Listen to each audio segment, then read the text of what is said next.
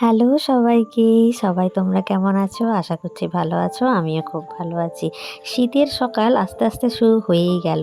আর বাঙালির শীত পড়া মানেই ঘুরতে যাওয়া। আজকের ব্লগটি ছিল ঘুরতে যাওয়ারই। Good morning.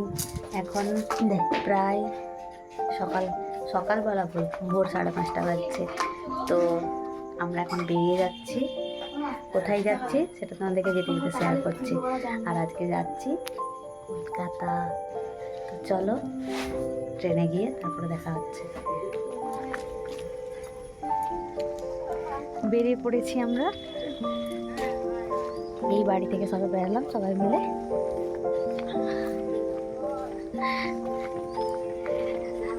তো চলো ট্রেনে উঠি। তারপর সেই সবে ভোর 5:30 সকাল, আর আমরা সবাই যাচ্ছি ট্রেন ধরতে। এই যে প্ল্যাটফর্মে চলেও এসেছি, এবারে শুধু ট্রেনের অপেক্ষা। তো আমরা কোথায় যাচ্ছি সেটা জানতে হলে ভিডিওটি দেখতে হবে। অলমোস্ট স্টেশন চলে এসেছি, এবারে যাব টিকিট কাউন্টারের দিকে। এই যে সকলে মিলে ট্রেনে চেপে গেছি, আর সবারই গল্প শুরু হয়ে গেছে।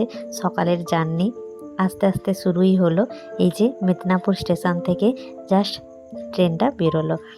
ধীরে ধীরে যাচ্ছি, আর অনেক দিন পরেই ঘুরতে যাচ্ছি, তো বেশ উপভোগ করছিলাম। আর ট্রেনের এই বিখ্যাত ঝালমুড়ি, এটা তো মাস্ট চাই।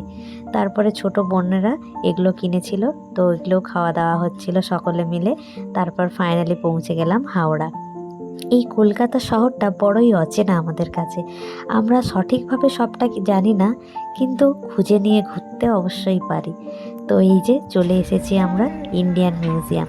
আমরা ওখানে ঢোকার আগে একটু ব্রেকফাস্ট করে নিচ্ছিলাম, অনেক সকালে বেরিয়েছিলাম তো। তারপরে এই যে ইন্ডিয়ান মিউজিয়ামের সেই টিকিট কাউন্টার, যেখানে তোমরা টিকিট কেটে ভেতরে এন্ট্রি করতে পারবে। টিকিট মূল্য মোটামুটি ঠিকই আছে। তারপরে ওখানে ক্যামেরা বা ফোনেরও চার্জ নেয়। তো সব মিলিয়ে পেমেন্ট করে আমরা এখানে ব্যাগ রাখারও ব্যবস্থা আছে, খুব ভালোভাবেই রাখার ব্যবস্থা আছে, রেখে আমরা ভেতরে ঢুকে পড়লাম। আর এই দেখো নিচ থেকে উপরের ভিউটা জাস্ট ওয়াও, কোনো কথা হবে না, এত সুন্দর লাগছে। আর চারিদিকটাই সাদা, এর একটা আলাদাই ভালোবাসা আছে। তারপর আমরা সকলে মিলে ঘুরছিলাম।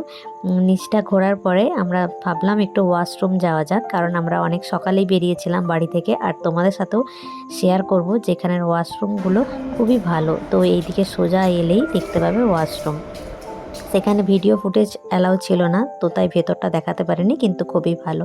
এই যে ভেতরে ঢুকে দেখা শুরু করলাম। অনেক কিছুই দেখেছি, আবার অনেক জায়গাতে ক্যামেরা অ্যালাউ নেই, সেখানে ছবি ভিডিও কিছুই নিতে পারিনি। যেটুকু নিয়েছি তোমাদের সাথে শেয়ার করলাম। কেমন লাগলো অবশ্যই কিন্তু জানিও।